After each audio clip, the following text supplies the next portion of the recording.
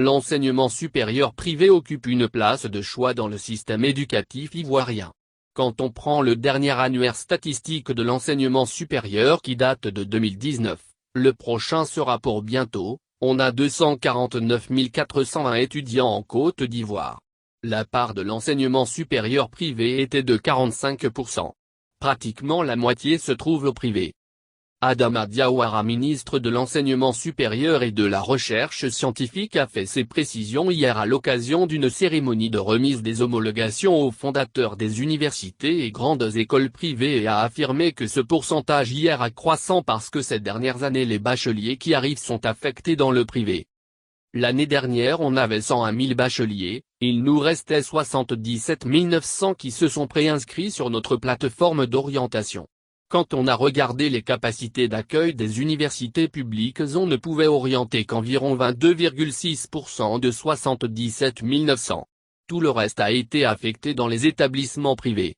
On a forcé pour qu'au niveau du public nous ayons 30%. Mais le gros volume a été affecté au privé, a expliqué Adama Diawara.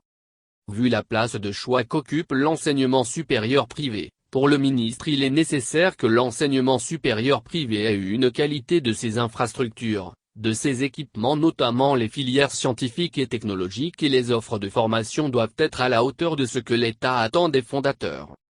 Adama Diawara a insisté sur la qualité des enseignants, parce qu'il est inconcevable qu'un titulaire de BTS enseigne les élèves des classes de BTS.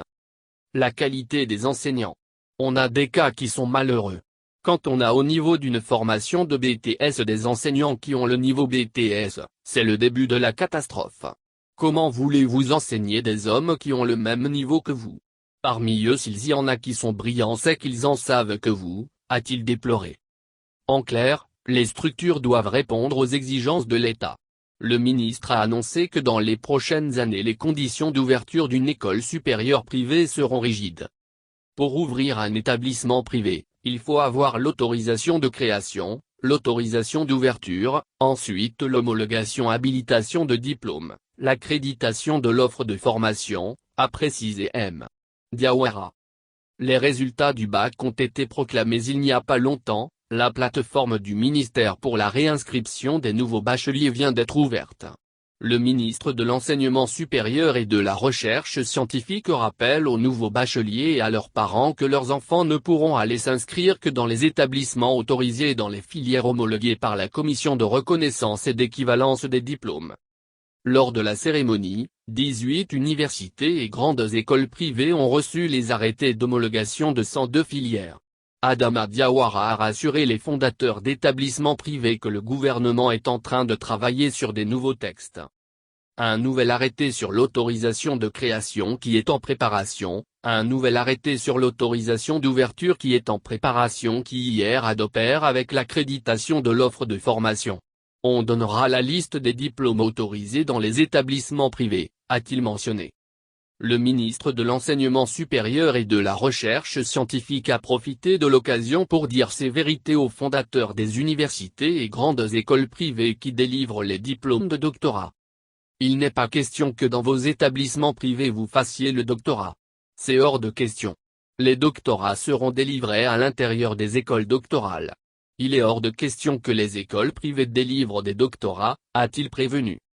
Le ministre a également indiqué que les universités publiques ne délivreront plus les doctorats et a enfin demandé aux fondateurs de se mettre au travail, car tous les établissements privés, toutes les grandes écoles et les universités privées seront évalués prochainement. Les critères d'évaluation sont au nombre de 5. Il s'agit de la qualité des infrastructures, des équipements, des enseignements, du rendement interne, du rendement externe, le taux d'insertion professionnelle des étudiants qui sortent de l'école.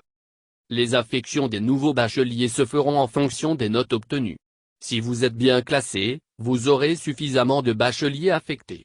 Il y aura une note minimale éliminatoire si votre note est en dessous de cette note minimale vous n'aurez pas d'affecté. L'affectation des bacheliers déchaînera un peu moins de passion, a conclu M. Diawara.